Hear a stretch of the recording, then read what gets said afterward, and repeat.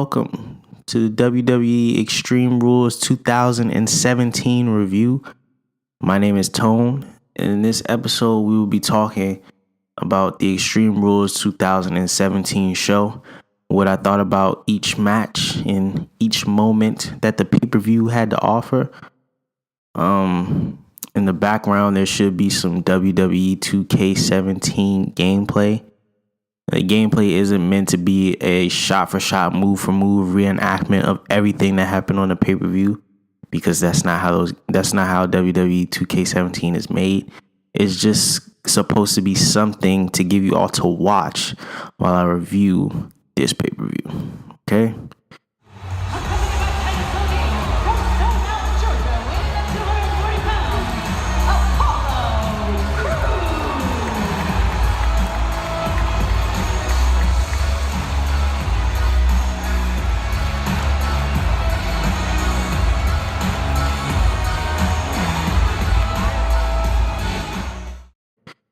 So we're going to start things off with the kickoff show, or the pre-show, the kickoff match, Apollo Crews versus Kalisto. The story going into this match, Apollo Crews is trying to prove to his big brother, Titus O'Neil, that he can beat Kalisto without having to cheat, the way Titus did on Monday Night Raw the previous week. Now, I have no idea why, what made them want to book this match instead of doing something like playing up on the Kurt Angle storyline that's going on, playing up on the Who Attacked Enzo storyline, or even had the match between Goldust and R-Truth, because those two actually have an actual rivalry going on versus whatever this is supposed to be. But I don't book for WWE. I don't write for them, so I guess they thought this is the right way to go. Apollo Crews, he's a great wrestler.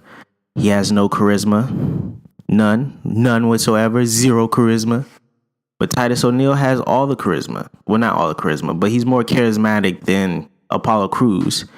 But he can't wrestle, so I think the whole combination of Titus and Apollo works out.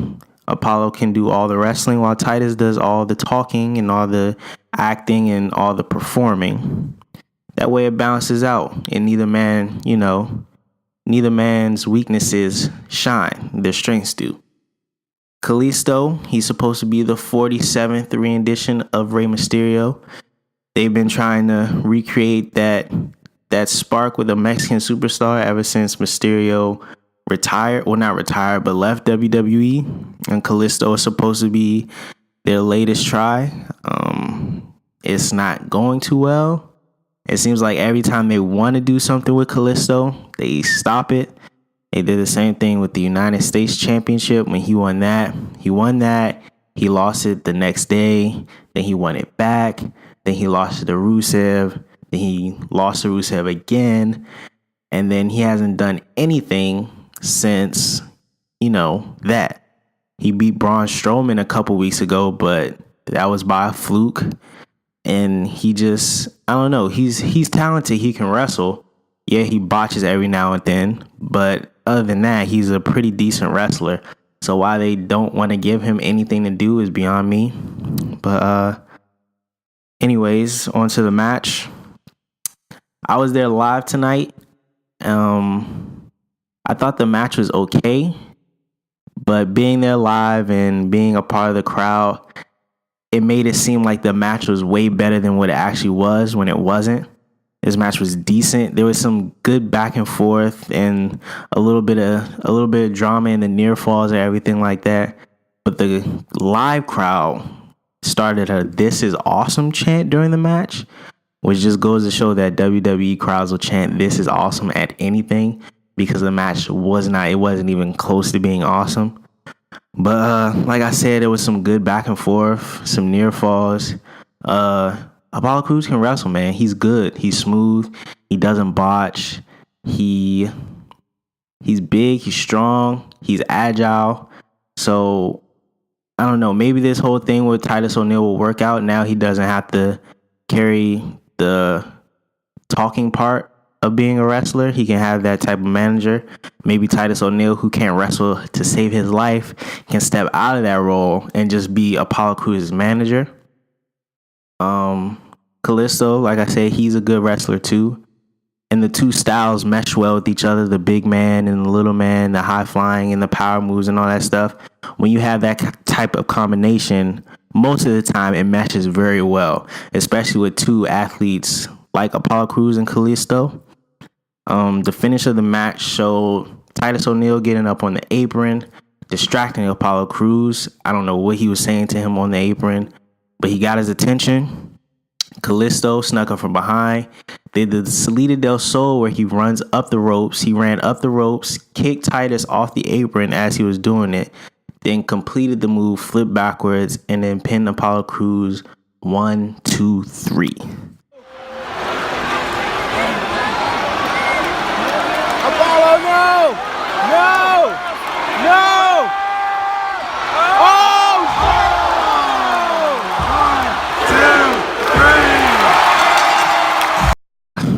If I had to grade the match on a scale from 1 to 10, I would give it about a 5. You know, it was solid. It wasn't terrible, and that's always good. As long as it's not bad, to me, is decent. If it's decent, then it's good, I guess, because you never know with WWE. So for the kickoff match, the pre-show match, I give that 5 out of 10.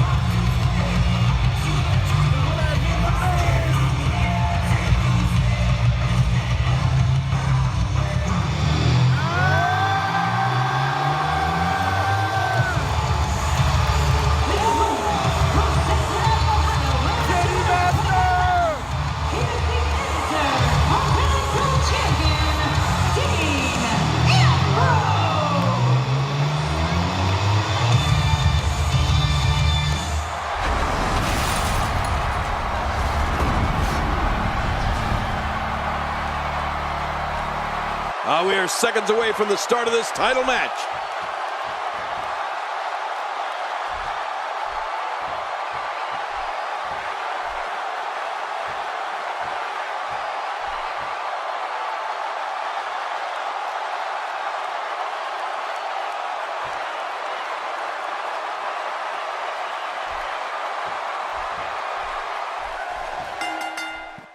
The official start to Extreme Rules 2017 saw the Intercontinental Championship being put on the line in a match against The Miz versus Intercontinental Champion Dean Ambrose. With the gimmick to this match, if the champion gets disqualified, then he loses the belt. Right.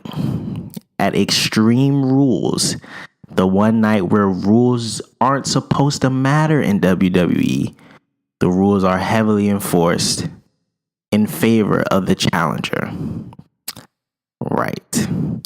This match could have been anything. They literally could have done any kind of match and it would have been fine because The Miz and Dean Ambrose have great chemistry as displayed in this match.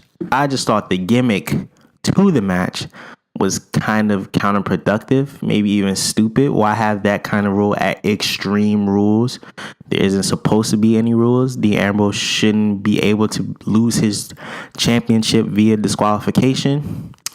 But I don't know.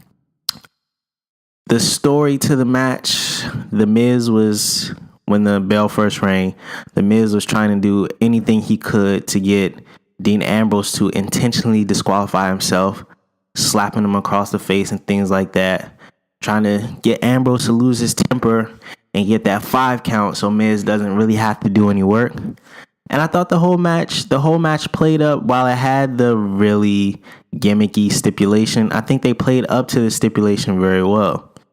There were multiple times in the match where The Miz would do things in order to try and get Ambrose disqualified. For example, he had Maurice slap him, He threw Dean Ambrose into the referee.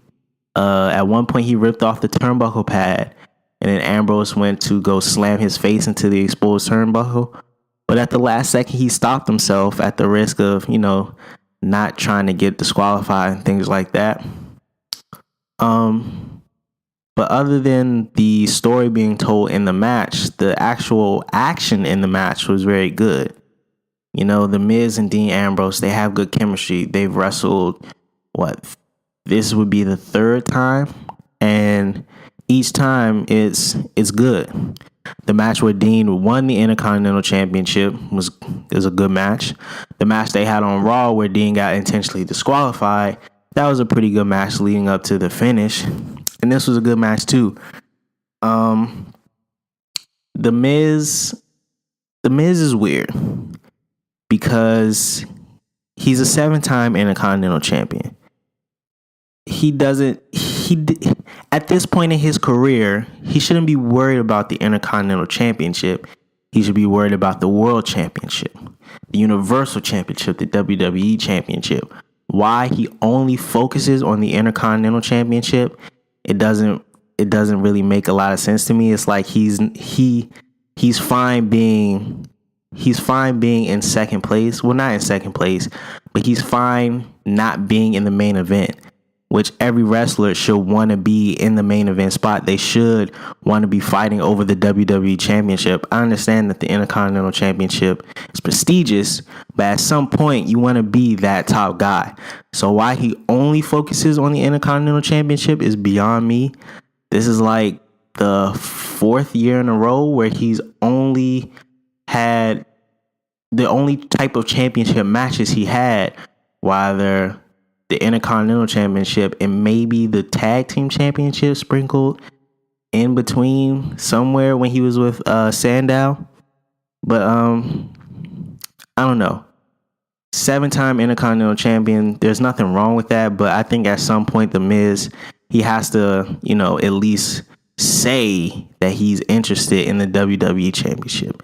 He held the WWE Championship before, so I don't understand why he wouldn't want that level of fame again. The WWE Champion is a big deal, and the Miz sees himself as a big deal, so why not want to be or in this case, since he's on Raw, the Universal Champion? Dean Ambrose, he's another weird character. I don't know where you go from here with Dean Ambrose. I'm sure he'll lose his rematch with The Miz. And when he does, what do you do after that? I think at this point with Ambrose, you should just turn him heel. There's nothing left for him to do as a babyface. And I think a heel turn for Dean Ambrose is long overdue. He needs something fresh. He needs something new. I don't want to see Dean Ambrose and The Miz fighting for the Intercontinental Championship all year like Dolph and The Miz did. That's done with. I think Ambrose needs to turn heel and he needs to focus on the Universal Championship. And when Miz is done with the Intercontinental Championship, he doesn't need to go for it. He doesn't need to be an 8-time Intercontinental Champion. He needs to worry about the Universal Champion because both of these guys are really talented and they're main event players. Given the right material. So I think after they're done with this, they need to move up to that main event level and start fighting for world championships. But with that being said, like I said, the match was really good. They played to the stipulation very well, and there was a lot of drama. At one point when Dean Ambrose was about to get disqualified, the place was going crazy. Like, no, please don't disqualify him, this, that, and the third, blah, blah. So they did a good job with what they were given. They had the crowd in the palm of their hand.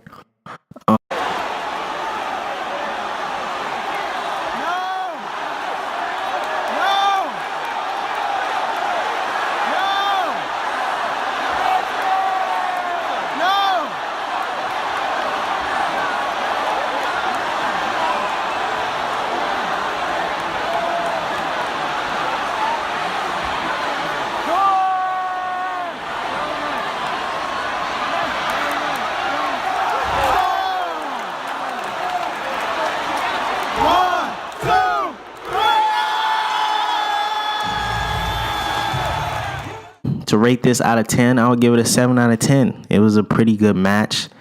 You know, even though the stipulation was really wacky, I thought they told a story with it. And that's what you want to do, especially when you're being hindered and given these type of stipulations and stuff like that. So 7 out of 10.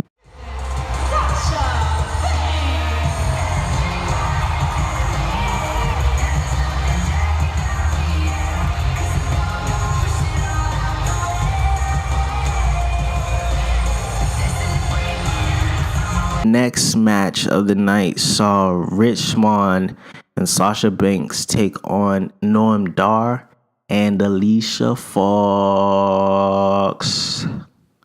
in a mixed tag team match.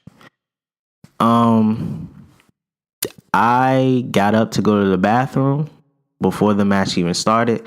By the time I got back from the bathroom, the match was over with. As I walked back to my seat, Rich Swann hit the Phoenix Splash and won. So, and that took all of 5 minutes.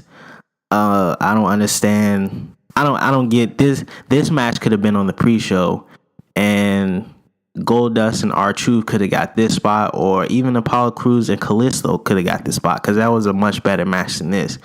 Why this wasn't on the pre-show, it doesn't make any sense to me. Not saying that these are pre-show talents. All 4 people involved in this match are great to good wrestlers.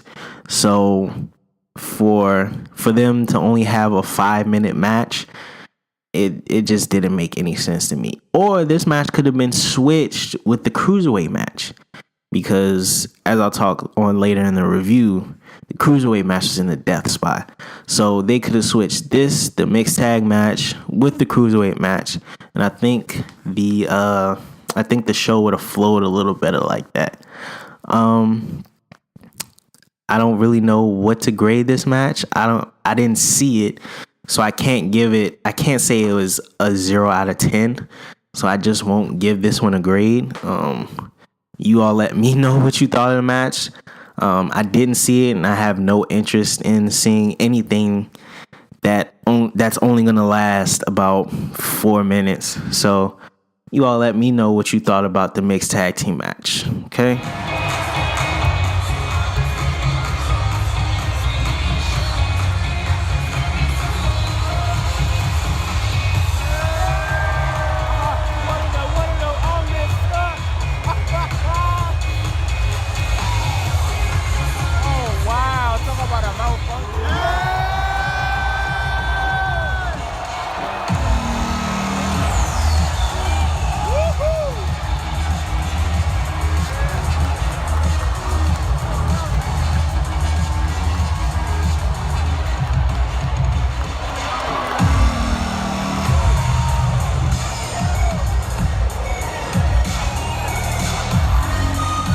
Next match of the night was the kendo stick on a pole match for the WWE Raw Women's Championship. The story going into this match was Alexa Bliss believed that Bayley could not get extreme. She did not have what it takes to win back her women's championship. She didn't have what it takes to be extreme enough to take her championship back. And Bayley wanted to go out there and prove that she did have what it took, and she would do anything to get that women's championship back, and she didn't. Okay? This whole Bayley experiment has been weird, because her character has not changed from NXT to now. But her character has not translated well on the main roster since coming up from NXT. I have no idea where it went wrong. A lot of people say it's because she won the championship too fast, but everybody wanted her to be champion. So to say that she won it too fast, it's like, but isn't this what you wanted? Maybe you got it a month earlier or so, but she retained the belt at WrestleMania. I guess that's the same, but I don't understand why it's not translating. The build to this match was terrible. every week was just Alexa Bliss beating down Bayley over and over again with the kendo stick. You even had the terrible Bayley "This Is Your Life" segment. One of the worst. It might have been worse than the old day segment last year. The segment was terrible. As far as the match was not good either. This match was only like 5 minutes long, maybe a little bit long, maybe 2 or 3 minutes longer than that.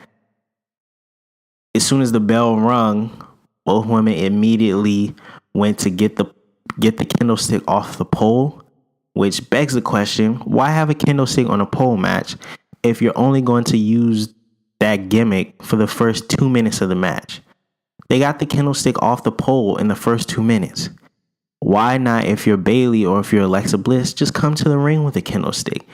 That way, you don't have to worry about climbing up the pole. You already have one. Also, the way the match was explained, I thought the first person to get the kendo stick would be the only one allowed to use the kendo stick in the match. That wasn't even the case, which further enforces why not just bring a kendo stick to the ring. That way you already have one. You don't have to worry about climbing the pole. Like I said, the story of the match was Alexa saying that Bayley couldn't get extreme, and she was absolutely right. Bayley was the first person to grab the kendo stick, and I don't even think Bayley swung the kendo stick the entire time. In the earlier vignettes, she said she had been watching Tommy Dreamer and Sandman and all that stuff. Well, clearly she didn't learn anything because she didn't even swing the kendo stick. Maybe she swung it once. I don't know. Maybe I'm wrong. But the entire match was just Alexa beating the crap out of Bayley, just like on the weeks of Raw, just beating the crap out of Bayley with the kendo stick. And then she hit her one time in the back of the head and then hit her with the DDT. And then that was it. Bayley lost in like 5 or 6 minutes. And like I said, the Bayley character just hasn't translated well on the main roster. She even got booed tonight. Like, imagine 2 years ago, Bayley in NXT on the top of her game saying, yeah, when Bayley gets to the main roster, nobody's going to like her. Like, that wouldn't even make sense. I wouldn't even believe anyone who told me that. When Bayley gets to the main roster, the character isn't going to translate well. She's going to get booed. Nobody's going to like her. And that's what it's come to. Nobody cares about Bayley. And it's sad because at one point people thought she would be, not the next John Cena, but a woman's version or a woman's variation of John Cena, because she translated well with the kids and even grown adult men like Bayley in NXT. But since she's come up to the main roster, it just hasn't done anything. So Bayley lost her championship rematch. I don't think she needs to lose again at Great Balls of Fire. She doesn't deserve another match for the women's championship. So maybe you have Sasha Banks challenge Alexa Bliss next, because Sasha Banks, she isn't doing anything either. Or maybe you have Mickie James step up to that spot because she's not doing anything either. Or even Nia Jax. Nia Jax hinted on Twitter, Raw doesn't use all their women like SmackDown does. So maybe Nia Jax can get that spot. I don't know. Where you go, the possibilities for Alexa Bliss are numerous. They're fruitful. But as far as Bayley, I don't know where you go next from here. The only thing she hasn't done yet, well, even with that, she's already had one-on-one matches with Sasha. So it's not even like you can finally pull that out of the bag, because we've seen that 4 or 5 times already. So where do you go here from Bayley? Where do you go from here if you are Bayley? Excuse me.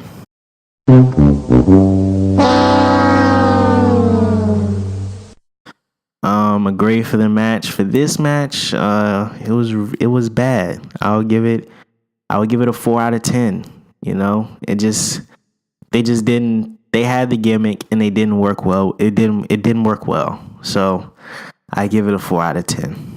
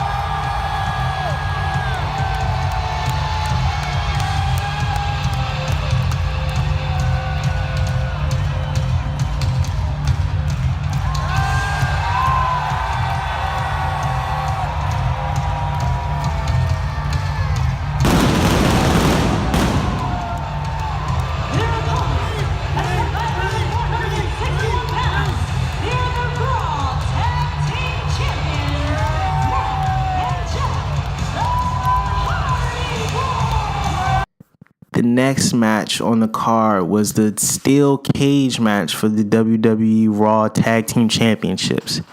Brother Nero and Broken Matt Hardy, the Hardy Boys, versus Sheamus and Cesaro in a steel cage match. This match, I'm not a big fan of cage matches. I've never been a big fan of cage matches. You can ask anybody who, talks about wrestling with me. Cage matches are my least favorite match type of all, So going into this match, I didn't have high expectations. But this match was pretty good. This is a pretty good steel cage match. It sets up for the broken character. We've seen this before with the Hardy Boys. Jeff Hardy, he takes risks. That's his character. But sometimes you can crash and you can burn. And tonight, he took a high risk. He crashed, he burned, and he lost him and his brother the tag team championships. Now, you can go the way of, this is the reason that Matt Hardy's broken. Or, you can even give them the championships back because they didn't get pinned, Sheamus and Cesaro, over the past year, they've had a great one-on-one feud. They have good chemistry when they wrestle each other, and when they're wrestling with each other as a tag team, they have great chemistry. So for them to win the tag team championships back, I don't really have a problem with it. The only thing that I do have a problem with is if they won the titles. If they keep the titles, what do you do next with Sheamus and Cesaro? Because they're not a babyface team anymore. They're a heel team. And the only babyface team left on the roster is the Hardy Boys and Enzo and Cass. If it's revealed that Cass is the one that's been attacking Enzo, then all you have is the Hardys. But if it's not Cass, then all you have is the Hardys and Enzo and Cass. So where do you go from here? The Revival is a heel team. The Club is a heel team. So what's next for Sheamus and Cesaro after this feud with the Hardys? Or do you turn them back face? What I thought should have happened was after the Hardys won the tag team championships, they should have feuded with the Club for a couple of months, because it would establish the Hardys as the best tag team on Raw. And it would have gave the Club a fair chance to have some type of storyline going on where they're not jobbing every week, But it was a pretty good cage match, Of course, you had the infamous Jeff Hardy whisper in the wind off the top of the steel cage that everybody was expecting. Everybody was expecting it, but things like that are still great to see, It's great to see Jeff Hardy do stupid stuff like that. You had a huge white noise off of the top rope.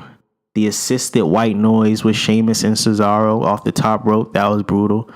A lot of punches, a lot of kicks, but it was all just a setup to these huge spots and these huge payoffs. And I thought it was a good match. The ending to the match was pretty good. There was a little drama. Who would get outside and put both feet on the floor first.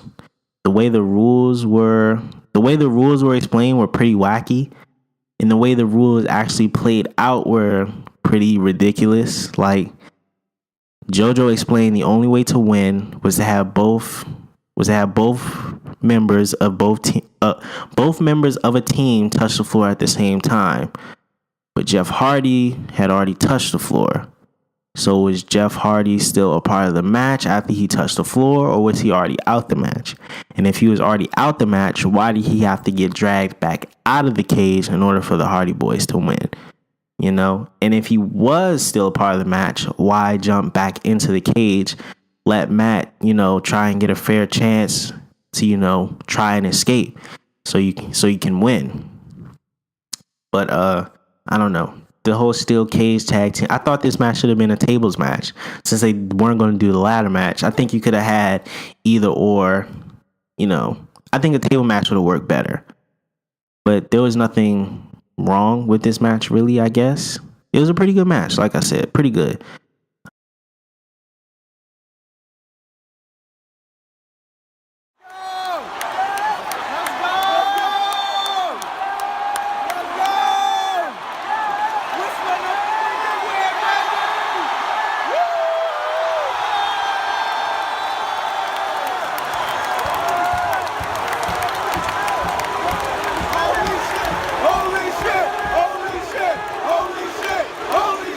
Rated out of 10, I'll give it a 6, being fair.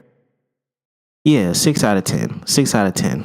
Like I said, it was a good match, but at the end of the day, it was a steel cage, so there were some restrictions with the cage and things like that, what the teams could do. But other than that, it was a pretty good match. So 6 out of 10.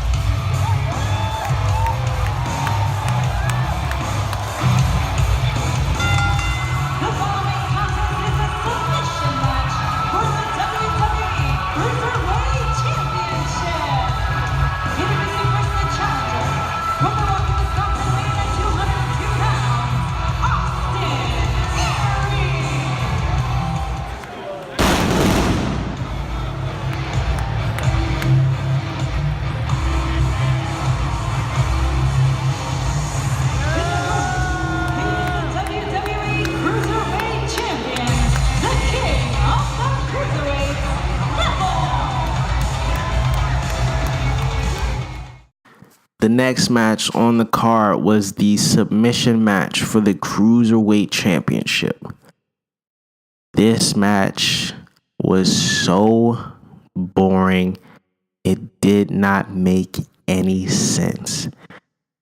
Well, actually, fundamentally, the match was really good. And I don't know how well it translated over on the WWE network, but being live in the arena, nobody cared about this match. Nobody. Everybody was sitting on their hands. Yeah, you had a faint "Let's go Neville, let's go Aries" chant right at the beginning and then sprinkled some throughout the match, but I don't think anybody really cared about this match. Like, you had the beach ball going around. I don't know if you could hear fans chanting for that. They cheered for the beach ball when the beach ball was getting hit back and forth. And then they booed when the security took the beach ball away from everybody.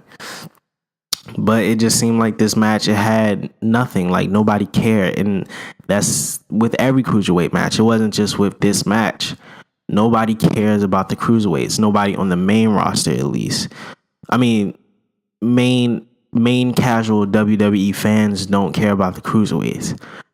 I think the cruiserweights they should wrestle exclusively in front of the Full Sail crowd, because when they were in Full Sail, or even when they go to Full Sail now for the little appearances in NXT, they get the respect that they deserve, because NXT, that Full Sail crowd appreciates the type of wrestling that the cruiserweights do, But I don't know. The match was fundamentally, the match was fine. It was just boring. Nobody cared about it. And it was in death spot, right in between that steel cage match with the huge Jeff Hardy spot and then the main event. So this match wasn't given a fair shake from the get-go. Like I said earlier, this match should have been switched with the mixed tag match, because the mixed tag match, it didn't have anything on the line. It was just a regular mixed tag match. This is supposed to be the Cruiserweight Championship. Neville is supposed to be the man of that division. Him and Neville deserve better. They're both top tier athletes. Even scrap the Cruiserweight division. They're both upper mid card stars. They're that talented. So I think they deserve a little better than, what they got. It was solid action. Neville worked over the arm, to set up for the Rings of Saturn. Aries was working over the leg and stuff like that for a good portion of the match. But his main submission is the last chancery. they paid a little homage to the match that they had last month at Payback, where Neville tried to get the referee and flip him over onto Aries to get himself disqualified. Again, why is there disqualifications in a submission match? Why is there disqualifications at Extreme Rules, period? Why is the referee threatening to count people out with the 10 count at Extreme Rules? That contradicts the whole name of the pay-per-view. There's supposed to be no rules at this pay-per-view, but everyone's threatening to get disqualified. Everyone's getting counted out and crap like that. So I don't know. This whole pay-per-view is weird. And this match, fundamentally it was a good match, but it was just boring. Nobody cared about it. Everybody was on their seat. Nobody was standing up. Even with the finish of the match, Neville hit a beautiful red arrow and then a beautiful transition right into the rings of Saturn. And then Aries tapped out. And then it was like, okay, it's over now. So I don't know. Maybe it translated differently over on TV or on the network or whatever, but being there live, it was like nobody cared about this match at all. And both men are tremendously talented and they deserve better. So I don't know what you're supposed to do with the cruiserweights at this point. Austin Aries, where do you go from here? He's lost 2 out of the last 3 times, and the only reason he has a win was because the last match they had, Neville got himself intentionally disqualified. So who's the next man to try and dethrone Neville? You have Cesaro, you have Cedric Alexander, who's recently back from injury. You still have Rich Swann. You have TJP, who feels he's owed a championship shot. But if you're Aries, where do you go to next? You lost clean. It's not like anyone came and cost you the match to help set up for a future rivalry. You tapped out in the middle of the ring. So where do you go from here if you're Aries?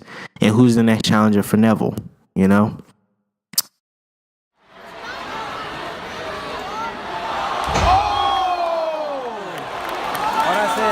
That's it.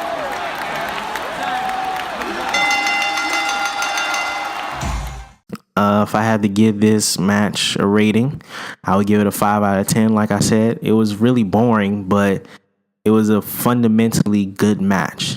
Both men are tremendous. They're tremendously talented. And when they're done with the Cruiserweight Championship, when Neville finally loses, and even Aries now, I want to see them interact with the rest of the guys on the main roster, like Samoa Joe, Rollins, Balor, Reigns, things like that. Maybe even have Neville go for the Intercontinental Championship and give Miz, or push Miz to that main event spot, and have Neville take the spot that Miz is in right now, where he's focused on the Intercontinental Championship.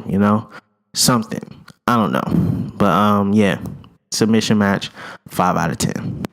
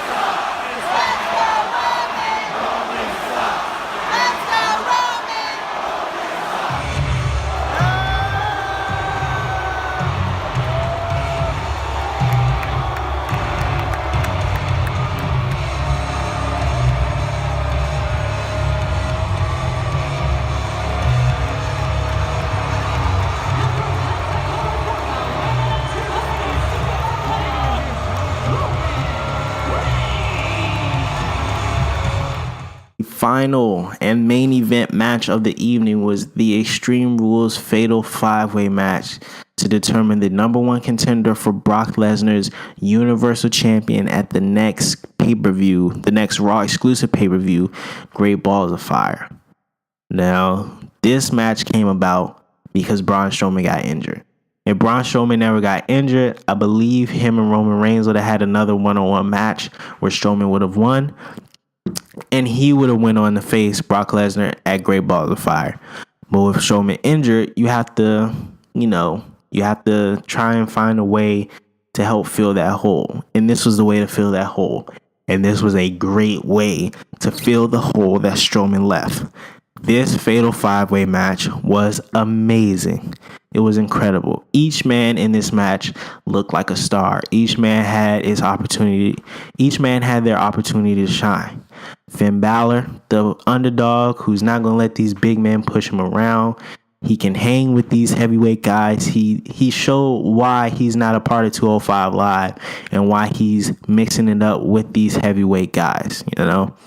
You have Bray Wyatt and Samoa Joe, the two bad guys in the match, the bruisers. They running around, they double teaming people. They hitting everybody with the steps, this, that, and the third. You have Rollins, who's flying everywhere, doing frog splashes off the tables. Frog splashes through the tables from the top rope and all types of stuff.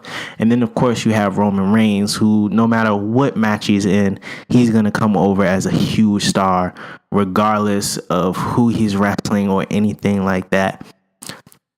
Early on in the match, you saw Samoa Joe and Bray Wyatt pretty much double teaming everybody.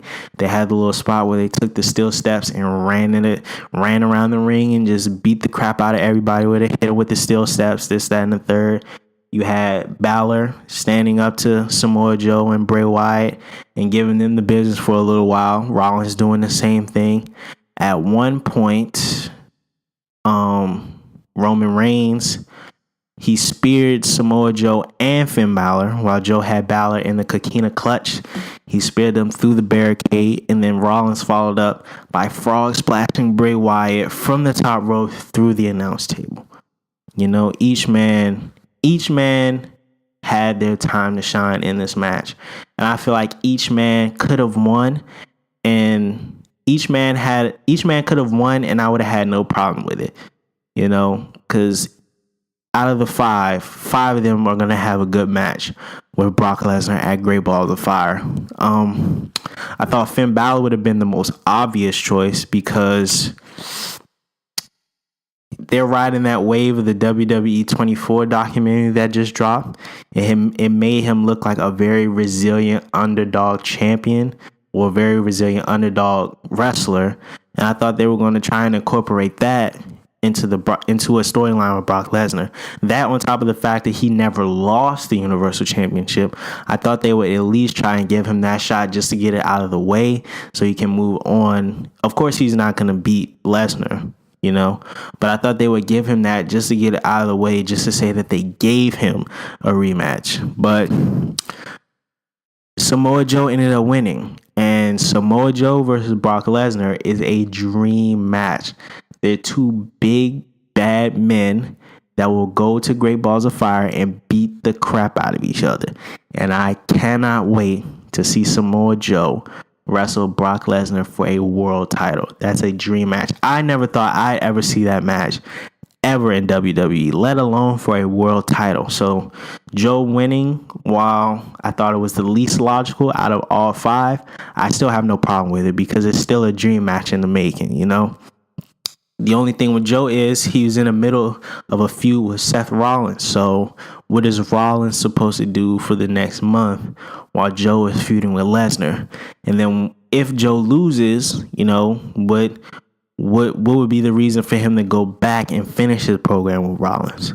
Where does Finn Balor and Bray Wyatt go? Do they continue their feud that never really started? And then where does Roman Reigns go? Does he feud with, does he have the match he was supposed to have tonight with Braun Strowman at Great Balls of Fire? I mean, yeah, the only odd man left out really is Rollins, you know, because he was feuding with Samoa Joe. So where do you go from there? I guess we'll have to watch Monday Night Raw and see. But I thought the match was great. Give it a rating out of 10. I thought it was a solid 8, 8 out of 10. It wasn't spectacular. It wasn't a match of the year or anything like that, but it was a really good match. So an 8 out of 10 seems a little bit fair to me. Overall, Extreme Rules 2017, it was a decent pay-per-view, probably a 5 out of 10. Overall, 5 out of 10. You had, for every good match that you had or every good moment that you had, you have a bad match. The opening match, the steel cage match, and the main event were all good matches. Even Neville versus Aries, depending on who you ask, I just thought it was really boring. That was a good match too. But then you had things like the mixed tag and the women's match. And then you even had like an Elias Sampson promo where he was just singing to the Baltimore crowd. And that didn't develop into anything either. So it's like, yeah, you could have took that Elias Sampson singing promo thing and added that time to the candlestick on a pole match, and maybe they could have got a better match out of that. But I don't know.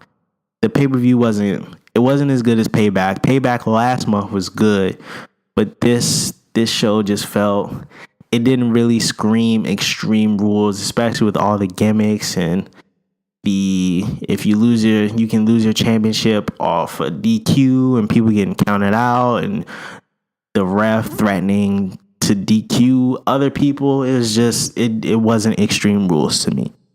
Let me know what you thought. I know some people thought the show was terrible, and I know for sure some people thought this was probably the best show of the year. I don't know how you thought that, but there's always those type of fans out there. Let me know what you thought. I'm always up for the discussion. The next pay-per-view is Money in the Bank, and I'll definitely be back for that one. But until then, let's just watch wrestling, My name is Tone, and I'm out.